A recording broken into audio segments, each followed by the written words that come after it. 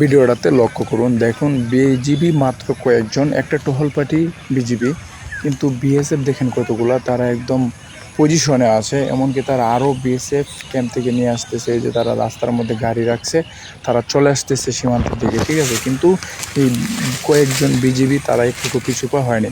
তারা জানে যে আমরা বীরের জাতি, আমরা কখনো আমাদের পিছুপা হওয়া যাবে না।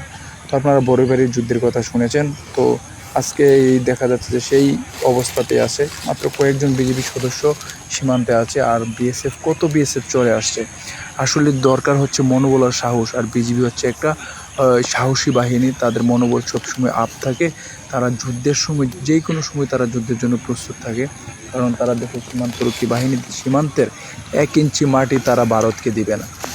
তো দেখেন আপনারা কতগুলো বিএসএফ আসছে, তাদের পুরো ক্যাম্প চলে আসছে এখানে, আর বিজিবি কিন্তু একদম সীমান্তে দাঁড়িয়ে আছে, একটু পিছপা হয়নি।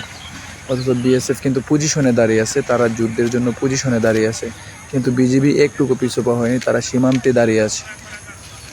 তো বাংলাদেশের যে সীমান্তরক্ষী বাহিনী বিজিবি, তারা কিন্তু অত্যন্ত সাহসী, এ থেকে বোঝা যায়।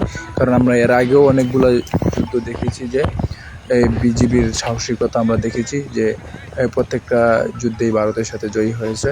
তো আসলে হচ্ছে নিজের দেশের মাটি কেউ ছাড় দিবে না, 1 ইঞ্চি ছাড় দিবে না। আপনার বাবার যদি জমিতে অন্য কেউ দখল করতে চায়, আপনি যেমন দিবেন না, তেমনই সীমান্তরক্ষী বাহিনী বিজিবি কখনো দেশের 1 ইঞ্চি মাটি অন্য কোনো রাষ্ট্রের কাছে ছেড়ে দিবে না, ছেড়ে দিয়ে তারা পিছুপা হবে না।